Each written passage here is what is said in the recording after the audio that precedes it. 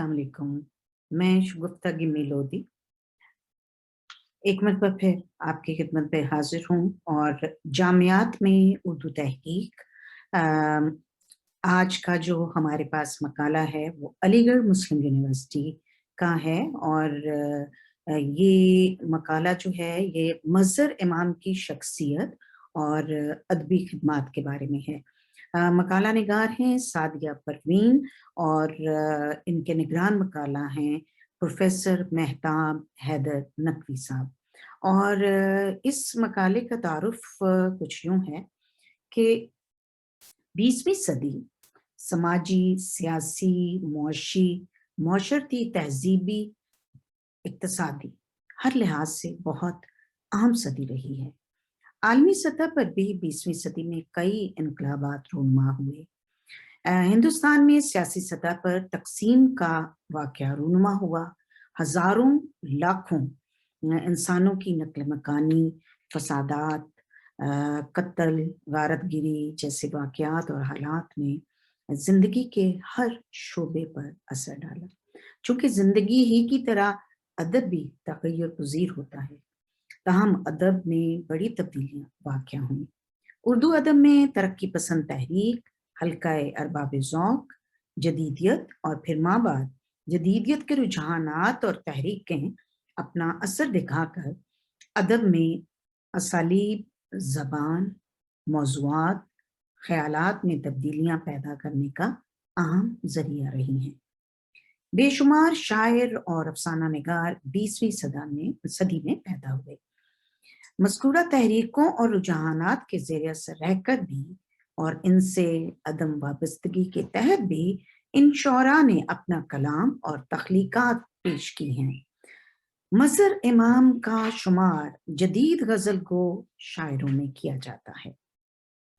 तरक्की पसंद तहरीक के ज़ेर असर अपनी शायरी की इब्तिदा करने के साथ ही मज़हर इमाम ने अपनी मुनफ़रिद शनाख्त कायम की।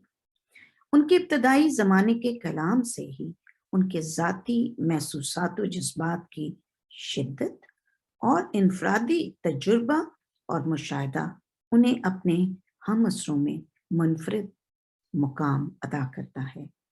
तक़सीम के बाद जदीद शायरी के आगाज़ के ज़माने में जब तरक्की पसंदों का असर कम हुआ और वक्त और हालात के तकाज़ों के तहत मग़रबी अफ़कार व ख़याल के असरात उर्दू अदब पर पड़ने लगे, तो अक्सर अदीब व फ़नकार ज़माने के मुताबिक अपनी फ़िक्र में तब्दीली महसूस करने लगे। मज़हर इमाम ने हरचंद के किसी भी तहरीक या नज़रिए से खुद को मुकम्मल तौर पर वाबस्ता नहीं किया, मगर उनके यहाँ होने वाली तब्दीलियों होने वाली तब्दीलियां जो भी रूनुमा हुई अपने अहद के अदब के तकाज़ों की गमाज़ी ज़रूर करती हैं। मज़हर इमाम ने सिर्फ नई गज़ल के हवाले से अपनी शनाख्त कायम की, बल्कि उर्दू में जो तनकीदी और तासुराती नौइयत के मज़ामीन उन्होंने कलमबंद किए हैं, उन मज़ामीन से उनके गहरे मुताले, मुशाहदे और उनकी तख्लीकी और तनकीदी बसीरतों का पता चलता है।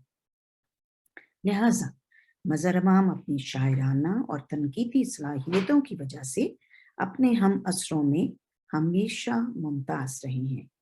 उनकी शायराना असलूब निगारिश ने आने वाले शोरा को मुतासिर भी किया है और नई नस्ल के शोरा में उनके कलाम और असलूब की गूंज साफ सुनाई देती है।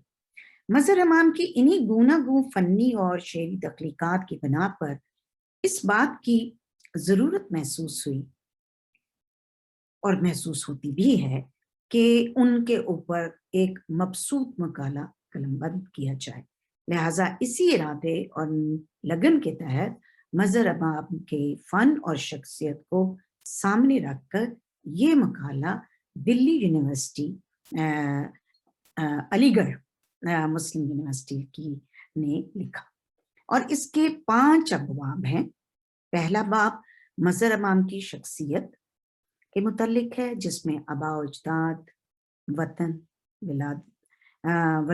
वलादत, बचपन, तालीम, अदबी ज़िंदगी का आगाज़, नस्र व इशाअत की इब्तदा, अदबी अंजुमनों से वाबस्तगी, मुलाजमत, ऑल इंडिया रेडियो की मुलाजमत, शादी, औलाद, एजाज और वफात वगैरह पर गुफ्तगू की गई है। मज़हर अमाम का ताल्लुक तो सूबा बहार से था। बहार को इल्मी, अदबी और तहजीबी लिहाज से तारीख में एक अहम मुकाम हासिल है। इस बाब में मज़हर अमाम के आबाओ अजदाद, वतन, विलादत, तालीम और तरबियत पर गुफ्तगू के साथ ही मज़हर अमाम की मुख्तलिफ अंजुमनों से वाबस्तगी, कई अहम शेरो अदबा से उनके मरासिम का भी जायजा लिया गया है। अलावा ज़ीं उनकी किसी माहौल में ज़हनी नशोनुमा हुई, शेर गोई की इब्तदा कब हुई, उनको तमाम मौज़ूआत को भी जिस तरह के मौज़ूआत उन्होंने इस्तेमाल किए, वो सब भी इसी बाब में ज़ेर बहस लाया गया है। दूसरा बाब मज़हर इमाम के मौज़ूआती सरोकार के हवाले से है। इस बाब में मज़हर इमाम के मौज़ूआत सरोकार पर गुफ्तगू करते हुए ये देखने की सही की गई है कि उनके फिक्री अनासर क्या थे। तरक्की पसंद तहरीक और जदीदियत के ज़रिए असर जो तख़य्युलात वजूद में आई और जो तख्लीकात वजूद में आई, उनमें किन मौज़ूआत को अहमियत हासिल रही है। मज़हर अमाम के पहले मजमूआ कलाम से जो पहचान मुतय्यन हुई थी, वो एक तरक्की पसंद तहरीक के बाद जदीदियत का आगाज होना शुरू हुआ, तो उसका असर मज़हर इमाम पर भी पड़ा। दूसरा मजमूआ कलाम शाया होने के बाद मज़हर इमाम की शनाख्त भी जदीद गज़ल गो शायर की हैसियत से कायम हुई। जदीदियत के ज़ेर असर उनकी शायरी में शायर की ज़ात, खारिजी ज़िंदगी के मज़ाहिर, दाखिली कैफियत और ज़ाती महसूसात का इजहार देखने को मिलता है। इस बाब में तरक्की पसंद तहरीक और जदीदियत के ज़ेर असर महर अमाम की शायरी में बरते जाने वाले मौज़ूआत का तज़्ज़ियाती अंदाज में मुतालिया किया गया है। तीसरा बाब मुआसर अदबी माहौल एक अमूमी जायजा के उन्वान से कायम किया गया है। मज़हर इमाम की शायरी के पूरे अरसे में तरक्की पसंद तहरीक, जदीदियत और उसके बाद जदीदियत के रुझानात व असरात अदब में रूनुमा होते रहे। इन तहरीकों और नजरियात पर मज़हर इमाम ने खुलकर इजहार ख्याल भी किया है। मज़हर इमाम के मुआसर अदबी माहौल पर गुफ्तगू इसलिए भी ज़रूरी है कि इससे शायर की तख्लीकी महरक़ात के बारे में अंदाज़ा लगाया जा सके। किसी भी फनकार की अदबी तख्लीकात पर अपने पेशरो और मुताखरीन शोरा अदब के असरात का पढ़ना एक फितरी सा अमर है। इस अहद में परवान चढ़ने वाली तहरीकात और रुझानात से मुताल्लिक मौज़ूआत व ख़यालात की बाज़ कश्त फनकार की तख्लीकात में सुनाई देती हैं। इस बाब में मज़हर अमाम के अहद में रूनुमा होने वाले नज़रियात और अदबी माहौल के असरात को ज़ेर बहस लाया गया है। चौथा बाब मज़हर अमाम की शायरी पर मबनी है। इसके 3 ज़ैली अबवाब कायम किए गए हैं। पहला गज़ल, दूसरा नज़्म और तीसरा आज़ाद गज़ल है। इसी तरह से चौथे बाब के बाद 5वें बाब में मज़हर इमाम की नसरी खिदमात पर इजहार ख्याल किया गया है। मज़हर इमाम की शनाख्त सिर्फ एक शायर के तौर पर नहीं की जाती, बल्कि उनकी हैसियत एक मुहक्किक और नकाद की भी है।